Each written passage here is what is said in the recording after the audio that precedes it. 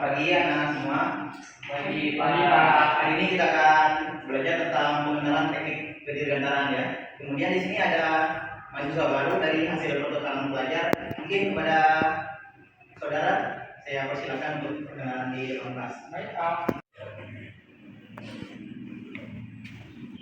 Ya, saya di sini sebagai mahasiswa PKN Pelajar. Perkenalkan, nama saya Muhammad. Saya berasal dari Situbondo, Jawa Timur. Halo Muhammad. Ya, halo.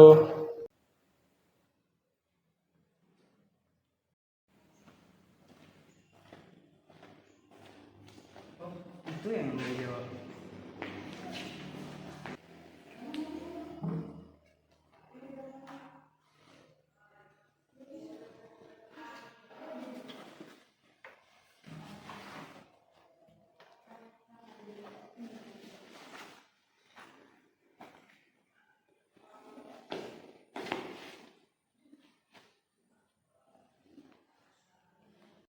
Kamu tahu nggak? Katanya yang orang Jawa tuh nggak bisa bahasa Jawa loh. Iya. Betul. Kok bisa ya? Ada orang yang tidak bisa bahasa Jawa. Kamu kalau jalan tuh lihat pakai mata aja.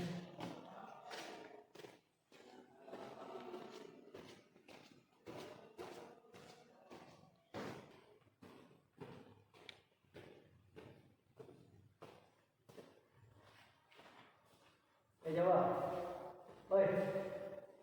Kurang ajar ayo dipanggil. Lu punya telinga enggak, oi? Kita nggak? Katanya di Jawa tuh nggak bisa loh bahasa Jawa. Aneh banget kan? Ada orang Jawa. Betul. Kemarin kurang ajar dia tuh di atas. Kenapa? Dipanggil apa? Enggak noleh, nggak nyaut. Lewat aja gitu, kurang ajar gitu. Nggak sombong banget lah. Mentang-mentang mana dia anak baru kan gitu kan. Mau sombong-sombong ke kita gitu. Betul banget. Itu harus dikasih pelajaran sih orang-orang gitu. Hah? Setuju. Nah, nanti kalian lah yang ini. Oh, kami? Hah? Bareng-bareng. Oh, orang mana gitu. Ya udah kalau maunya bareng-bareng kita ajar aja sama-sama gitu. Nah, ini sudah bawa itu ntar lagi sini. Kalau duduk di sini, sekarang ke situ. Kita tarik sini, tarik di sini. Pokoknya sampai dia kapal. Boleh.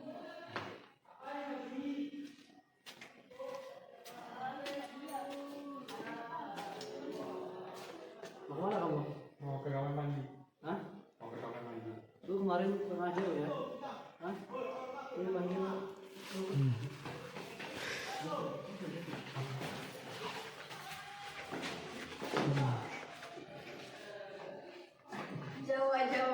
udah puas belum? Udah masak apa belum? Udah. Lu kurang ajar kemarin gua panggil. Enaknya lu kenal baru ngomong-ngomong doang. Lu tahu moral apa? Tahu etika? Lu orang baru sini. Apa nih? Anak baru. Yang kita juga bedanya di sini.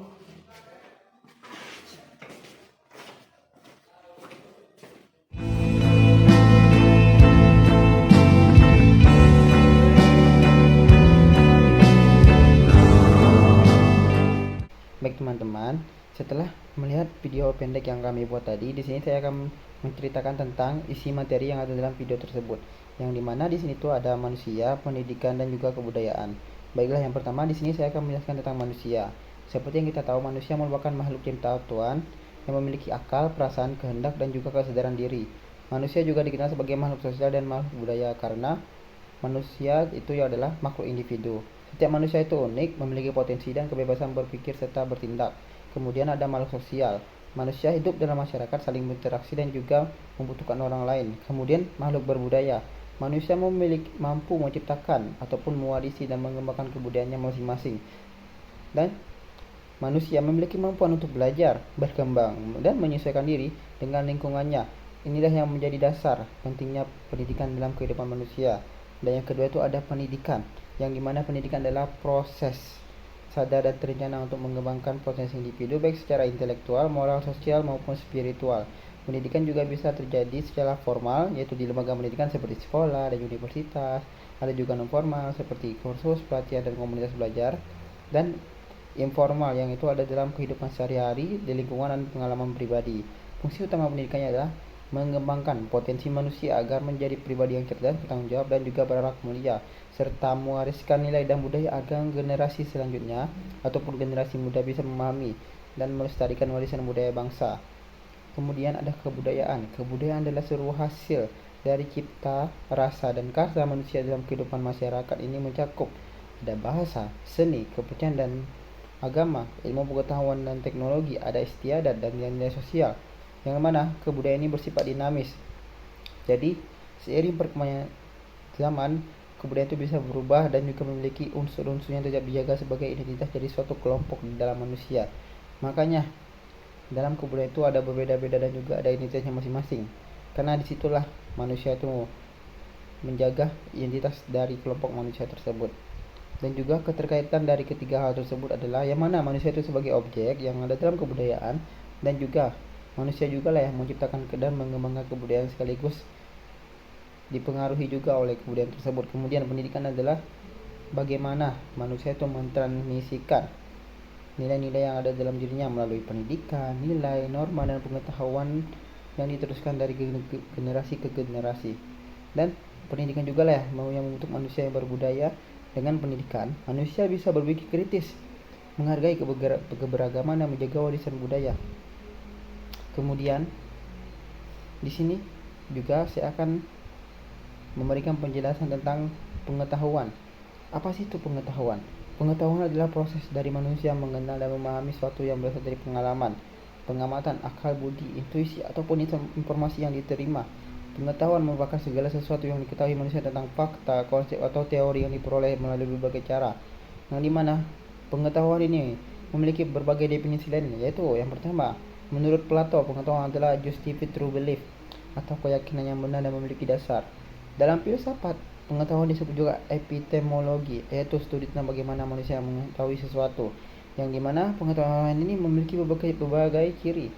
Yang pertama, subjektif, beragam, dinamis, dan tidak terlalu sistematis. Kemudian yang kedua, sumber pengetahuan.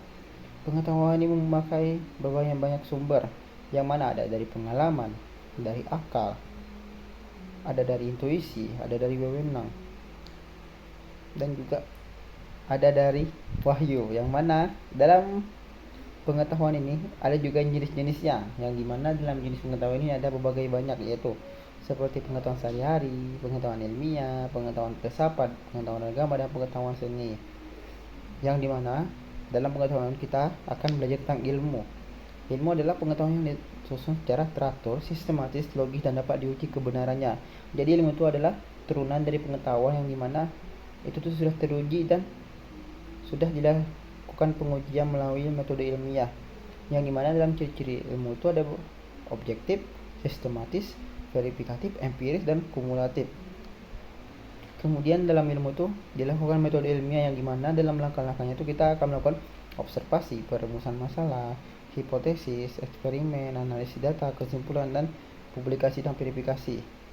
Dan juga dalam ilmu itu ada beberapa klasifikasinya, ya, seperti formal, ilmu alam, ilmu sosial, ilmu humaniora, dan ilmu terapan. Kemudian ilmu juga memiliki fungsi dan tujuannya, yaitu menjelaskan fenomena, mengapa dan bagaimana, memprediksi kejadian dengan teori dan model, mengendalikan kondisi, misalnya seperti mengobati penyakit dan lain-lain. Dan juga meningkatkan kualitas hidup manusia, yang dimana dengan kita memperdalam ilmu dan belajar tentang ilmu, maka kita bisa meningkatkan kualitas hidup kita, yang dimana ini sangat perlu diterapkan dalam kehidupan manusia. Assalamualaikum warahmatullahi wabarakatuh. Saya akan menjelaskan apa itu etika dan moralitas. Etika adalah cabang dari filsafat yang mempelajari tentang tingkah laku manusia dalam hubungannya dengan konsep baik dan buruk secara rasional. Etika mencoba menjawab pertanyaan, apa yang seharusnya saya lakukan, dan menjelaskan mengapa suatu tindakan dianggap baik dan buruk.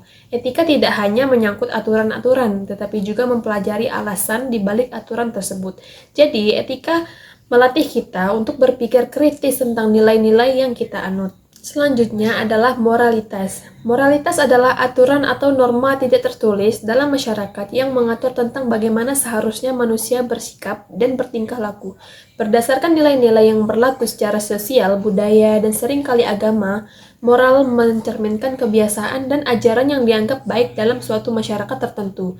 Berbeda dengan etika yang bersifat analitis, moralitas lebih bersifat praktis dan langsung mengatur kehidupan sehari-hari. Jadi, apa sih hubungan antara etika dan moral? Etika dan moral sangat erat kaitannya, bahkan sering dianggap sama. Namun, secara sederhana, moral adalah isi atau bahan mentahnya, atau nilai-nilai, norma, atau kebiasaan.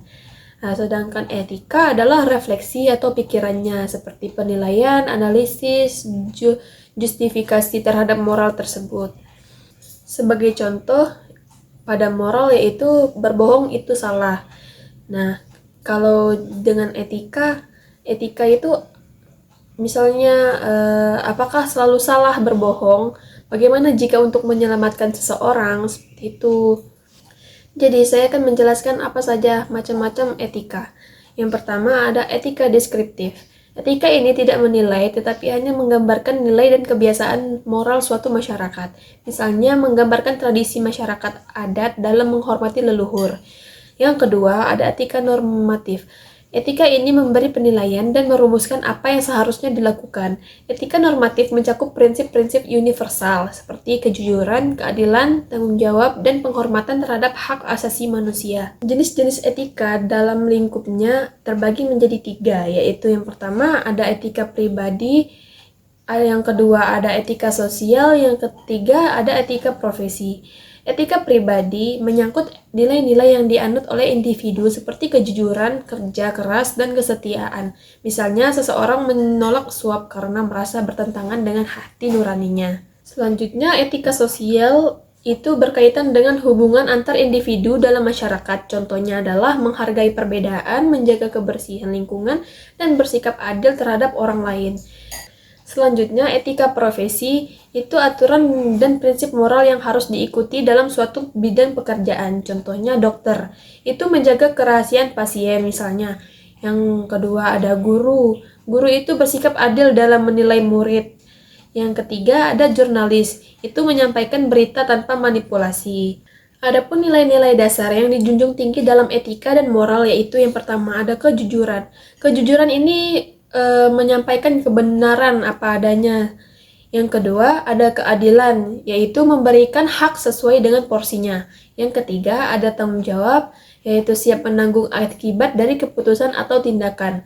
Yang keempat, ada menghormati orang lain, yaitu mengakui hak dan martabat semua manusia. Yang kelima, ada kebaikan atau beneficensi, atau berusaha membantu dan tidak menyakiti orang lain. Moralitas seseorang bisa dipengaruhi oleh banyak faktor, diantaranya yang pertama ada keluarga.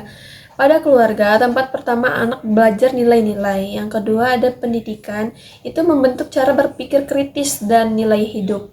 Yang ketiga ada agama, itu memberikan pedoman moral dan spiritual. Yang keempat ada lingkungan sosial, itu norma yang berlaku di masyarakat sekitar. Yang kelima dan yang terakhir yaitu media dan teknologi, itu mempengaruhi cara pandang dan perilaku melalui informasi. Selanjutnya, peran etika dan moral dalam kehidupan, yaitu yang pertama sebagai memandu perilaku manusia agar tidak merugikan orang lain dan hidup harmonis. Yang kedua, menjaga ketatanan masyarakat agar adil, tertib, dan saling menghormati. Yang ketiga, untuk mencegah konflik sosial karena ada pedoman benar salah yang disepakati. Yang keempat, ada membangun karakter bangsa melalui generasi yang berintegritas. Yang kelima, menghindarkan manusia dari perilaku menyimpang seperti korupsi, kekerasan, dan penipuan. Saya akan memberikan contoh kasus dan analisis etika moral.